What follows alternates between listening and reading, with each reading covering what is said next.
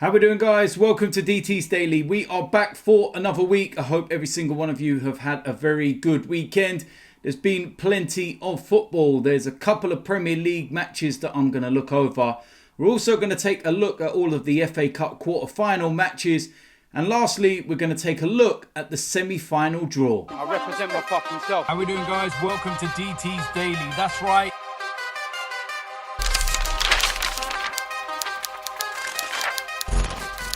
So before we get started in today's show, we've been sent a little something from the guys down at 888 Sport. Now, do you remember what Roy Keane said at half-time between the Spurs-Manchester United game about David De Gea, and that if he made that kind of error when he was playing, he'd be swinging punches at half-time? Well, it's caused a bit of a debate, and there's a few faces that you may well recognise that have been having a debate about this as to whether it's right or wrong. Have a look at the clip, and then we'll discuss after what you think about it. Well, he's always going in on certain players, as we say. I mean, what were you saying with Evra the other day about De Gea? Saying, I'd have saved that, Patrice. It's the middle of the goal. You can get a taxi back home, Patrice. Patrice. And he's like, he's the most overrated goalkeeper I've seen. And his beady eyes are like working out a time frame. And then Evra's like, no, don't say it. It's like... So, yeah, it's a little bit evident what people feel. Was it professional? Was it unprofessional? My take on it was that there's actually nothing wrong with it. It's actually refreshing that a pundit can come out and say what he feels. Too many times pundits sit on the fence. They say things that, you know, are just on a level. They kind of don't really say what they feel. And you feel that sometimes they're kind of holding a bit of it in. And what Roy Keane has said is what a lot of people feel or think.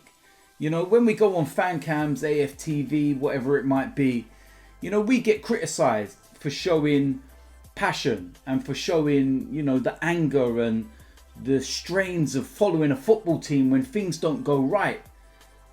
And this is no different. Roy Keane, he was at Manchester United a very long time, captain, very successful. And he's a very outspoken person. And he's got a right to, you know, express his views.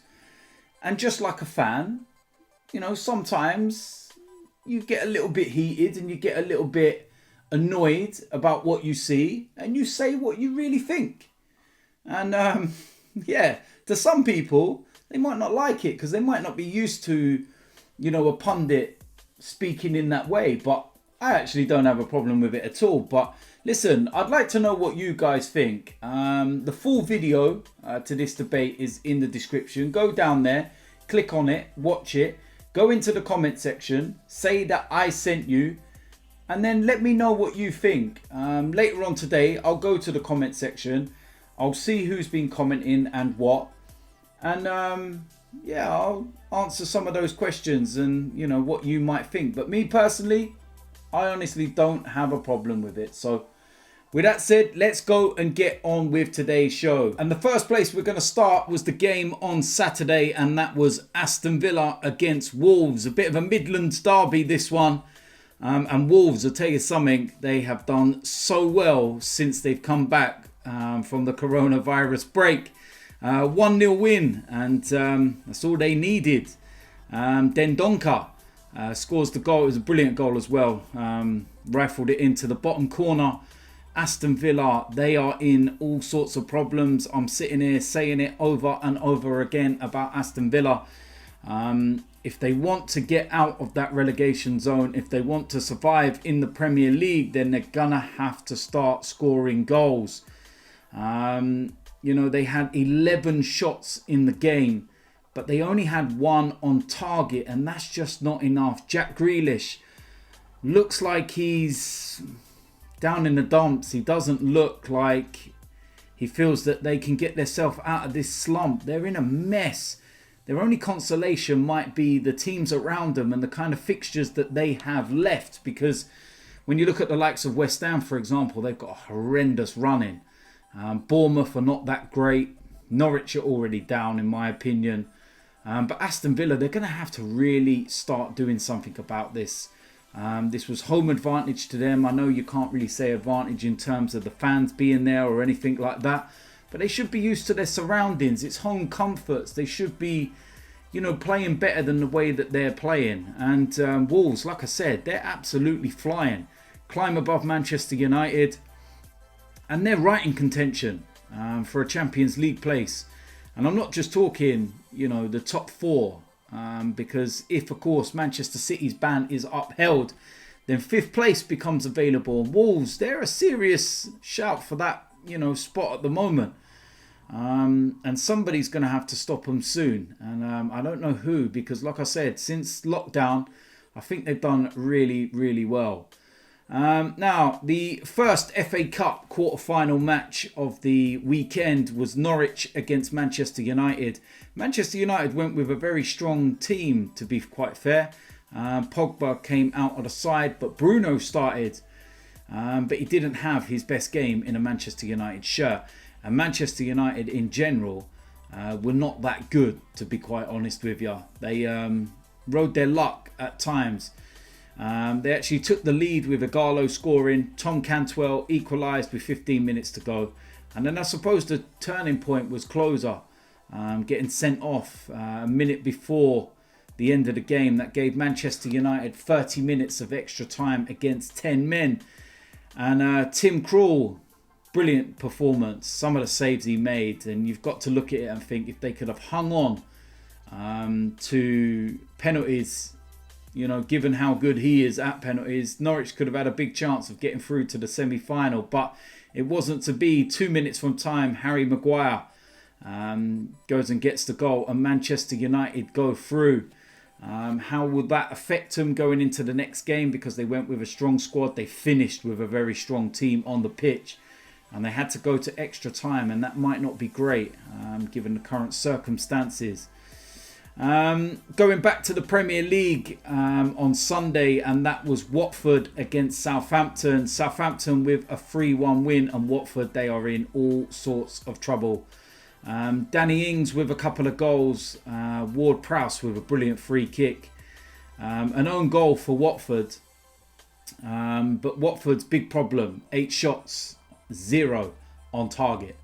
So again, just like Aston Villa, the reason why you're in the problems, in the mess you're in, is because you're not getting enough shots on target. And that's a woeful performance by Watford. Home as well.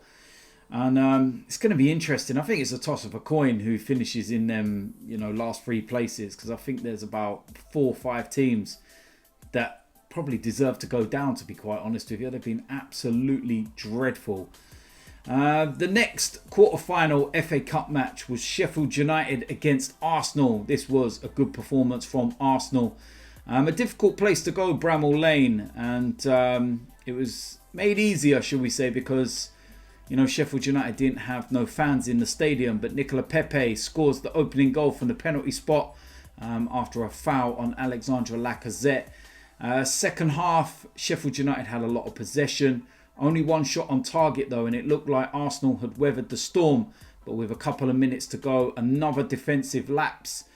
And Sheffield United equalised. McGoldrick scores the goal, and you think to yourself, right, we're going into extra time. Sheffield United, they were buzzing. They even had a chance with a good save from Martinez to stop that one going 2-1 to them. And we went straight up the other end on a counter-attack. And Dani Ceballos scores his 2nd goal of the season. And he sends us through to the semi-finals. And that's a good result. 2 wins on the bounce for Arsenal. And, it relieves the pressure a little bit. And, we had the likes of Aubameyang on the bench. He's been rested up now before we play Norwich in midweek. And there were some other players that got a bit of a rest. Kieran Tierney, superb performance from him. Ainsley Maitland-Niles justifies why he should be starting ahead of Hector Bellerin, in my opinion. And when we do get to that Norwich game, Ainsley should be starting. Hector should be nowhere near that starting 11. Nicola Pepe, brilliant performance from him as well. And Arsenal get through to the semi-final. Another trip to Wembley. And we'll get onto the draw in a moment. But the next game in the quarter-final over the weekend on Sunday was Leicester against Chelsea. And it wasn't really an exciting game, to be quite honest with you. Ross Barkley gets the goal just after the hour mark. And Leicester, they're having a bit of a difficult time since we've came out of lockdown.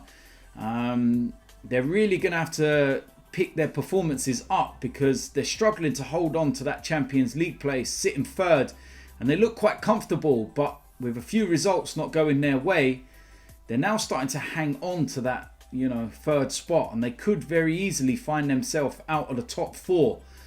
They're out of the FA Cup now, so maybe that might help them. They don't have the worry of this on their shoulders. They can now just concentrate on the Premier League. But they're really going to have to get themselves out of this slump. 10 shots on goal from them and only 3 on target. And it seems like when Jamie Vardy's not firing, Leicester are struggling. So not great for them. But Chelsea, they've had a brilliant week, beating the likes of Manchester City. And of course now getting through to the semi-finals of the FA Cup. Now, last game of the weekend, and it was Newcastle against Manchester City. And that was a very comfortable evening for Manchester City, to be quite honest with you. The first half was an absolute battering. How the hell that was only 1-0, I don't know. A silly foul by Newcastle gave Manchester City the chance from the penalty spot. De Bruyne, 5 minutes before half time.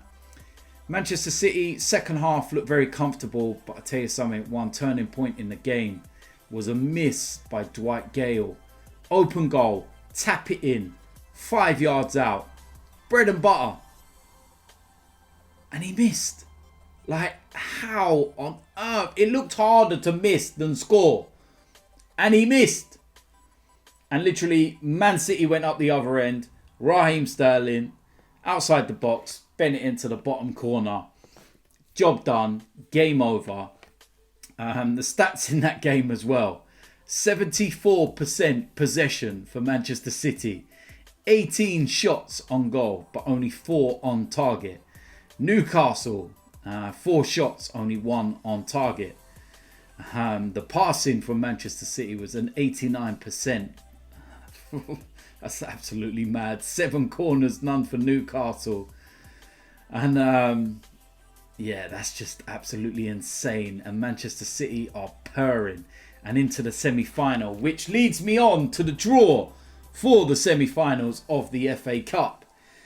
And it's Manchester United against Chelsea, and it's Arsenal against Manchester City. No. Oh. What I will say to this is that at the end of the day, if we didn't draw Man City now and we managed to progress to the final, we could have possibly played them then anyway. So let's just play them now. The last time we played Manchester City in an FA Cup semi-final was only a few years ago, actually. And I was having a look at the team as well, and the likes of Sterling, Silva, De Bruyne, Kompany, Sane, Aguero. They were all playing for Manchester City then. And we beat them 2-1. Now, yes, we did have a very good Mesut Ozil and a very, very good Alexis Sanchez at that time. But Arsenal's record at Wembley is phenomenal. Better than any other team in the top 6. In terms of our win percentage and everything else at Wembley. Now, the last time we did play Manchester City at Wembley as well, we did actually get slapped in the Carabao Cup final. And the last time we played Manchester City most recently was 2 weeks ago, and we got slapped in that one as well. So yeah, you can understand why a lot of people are saying, well, that's it. It was nice while it lasted. Our run is over. But come on, man. Let's just try and be confident. You know, you never know what happens on the day. Let's actually try and play a game against Manchester City with 11 men on the pitch. You know, let's try and exploit them where they may have a weakness. Now, you know, one of the things that Manchester City do in the FA Cup is they take Ederson out of goal and they play Bravo. So there's a weakness, in my opinion. I think that that's an area we could target. Apart from that, they're pretty bloody strong. But listen, you know, like I said, up until David Luiz's mistake before half-time, we had a good account of ourselves, you know, a few weeks ago. So we don't know. Manchester City could be absolutely firing by that time, or they could have picked up some injuries to key players. We don't know what happens when we play that game in a few weeks' time, but it's going to be a weird one because obviously Wembley Stadium, 90,000 seater, and there's nobody going to be there. So that's going to be a strange one. But listen, you got to be in it to win it. That's what I say. So for all the fans from Spurs and whatnot that are laughing at us. Well, you're not even in it, so shut up and fall back, because yeah, we're actually there. So who knows what will happen? You know, maybe Mikel Arteta will be able to pull a masterclass, and maybe Mikel Arteta will be able to keep David Luiz away from the starting 11. And then we might stand a chance against Manchester City. You never know. So there we go. That is it for today's DT's Daily. Like I said, we was covering the matches over the course of the weekend.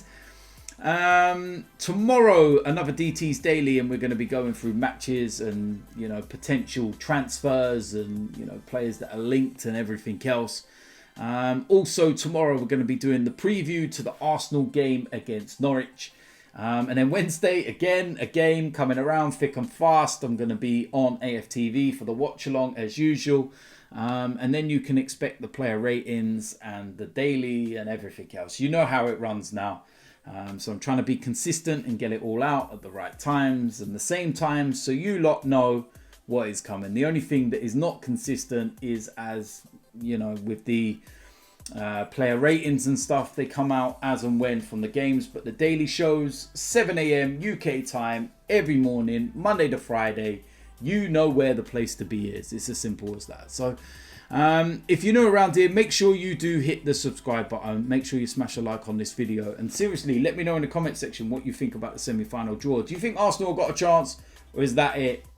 Done. We are out. Who knows? Let me know. So until tomorrow, I will see you lot soon. I'm out of here.